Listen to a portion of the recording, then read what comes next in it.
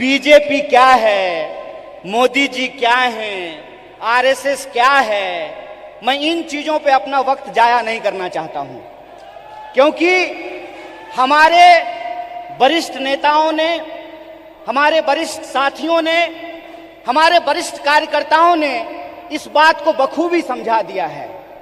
वो क्या कर रहे हैं ये हम जानते हैं। हमको ये समझना होगा कि हमको क्या करना है।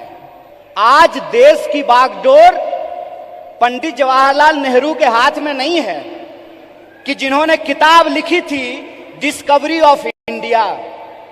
आज देश की बागडोर डॉक्टर बाबा साहब भीमराव अंबेडकर के हाथ में नहीं है, जो विदेश पढ़ करके आए थे और इस देश की ड्राफ्टिंग कमेटी में कॉन्स्टिट्यूशन को लिखने का काम किया, बनाने का काम किया।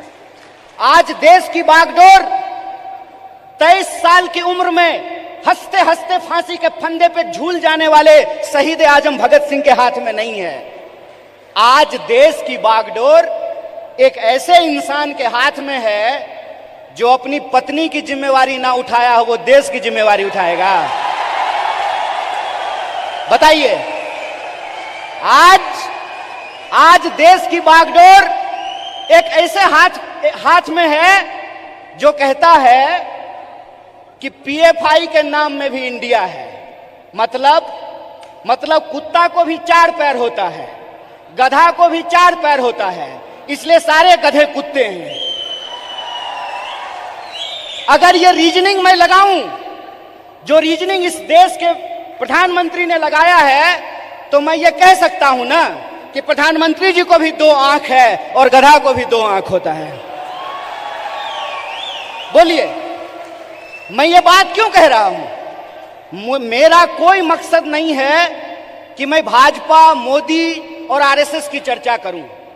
मैं सिर्फ आपको बता रहा हूं कि कितनी गंभीर परिस्थिति में आज हम खड़े हैं। इतनी गंभीर परिस्थिति में खड़े हैं कि संस्थाओं को तो छोड़ दीजिए, व्यक्तियों को भी बोलने का अधिकार नहीं है। इसीलिए जब आज आप यूथ कांग्रेस का झंडा अपने हाथ में उठाए हुए हैं, जब आप कहते हैं यूथ कांग्रेस जिंदाबाद, इसका क्या मतलब है? इसका मतलब यह है कि जिस देश की 55% आबादी नौजवान हो, जिस देश में दुनिया का हर 5वां युवक भारतीय हो, जिस देश में 45 साल में सबसे ज्यादा बेरोजगारी हो, और जिस देश में जिस दिन कारगिल विजय दिवस मनाया जा रहा था, उससे ठीक कुछ दिन पहले कारगिल में लड़ने वाले शहीदों के परिवार के साथ कैसी नग्नता की गई है, ये वीडियो आप लोगों ने देखा है।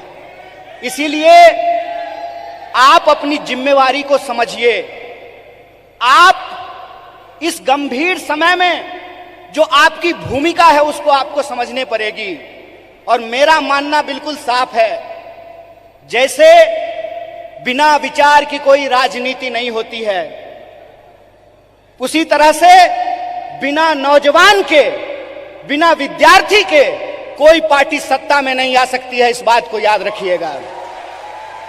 अगर आप चाहते हैं कि इस देश में सत्य का शासन हो और सत्ता पे बैठे हुए लोगों का जो अहंकार है, उस अहंकार को चकनाचूर किया जाए, जिस लोकतंत्र की बुनियाद पर, जिस जमहूरियत के दम पर आज उनको कुर्सी पे बिठाई गई है, अगर आप उनको नीचे उतारना चाहते हैं तो इस बात को आपको समझना पड़ेगा कि इस देश के नौजवानों और विद्यार्थियों को सबसे बड़ी भूमिका निभानी पड़ेगी।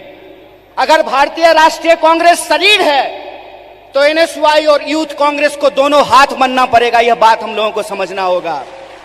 जब तक इस देश का फर्स्ट टाइम वोटर, जिसके मैसेज में, जिसके स्नैपचैट पे, जिसके इंस्टाग्राम में, जिसके व्हाट्सएप पे झूठ परोस करके, मिस इन्फॉर्मेशन परोस करके उनको गुमराह किया गया है, जब तक उनके सामने हम सच्चाई लेकर के नहीं जाएंगे, जब तक हम घर घर नहीं पहुंचेंगे, जब तक हम स्कूल नहीं पहुंचेंगे, विश्वविद्यालय नहीं पहुंचेंगे, तब तक इस सत्ता पे बैठे हुए लोगों को हम सत्ता से बाहर नहीं कर सकते हैं और लोकतंत्र को बचा नहीं सकते हैं।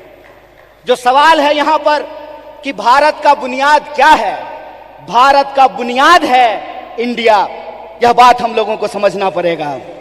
भारत का बुनियाद है इंडिया, और वो जो इंडिया है वो इंडिया एक सोच है, और वो सोच को हमको एक एक कार्यकर्ता को अपने व्यवहार में लेकर के आना पड़ेगा। अगर हम महात्मा गांधी का उदाहरण आपके सामने रखें तो किस तरह का एग्जाम्पल हमको देखने का मिलता है।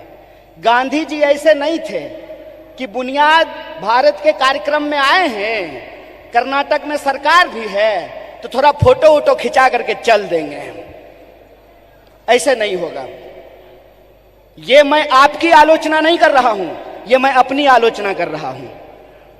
गांधीवादी तरीका यह है कि चंपारण में जब किसान लड़ रहे थे तो गांधी जी शहर छोड़ करके चंपारण चले गए, वहीं आश्रम बना दिया, महीनों तक लड़ते रहे और अंग्रेजों को धूल चटा दिया। ये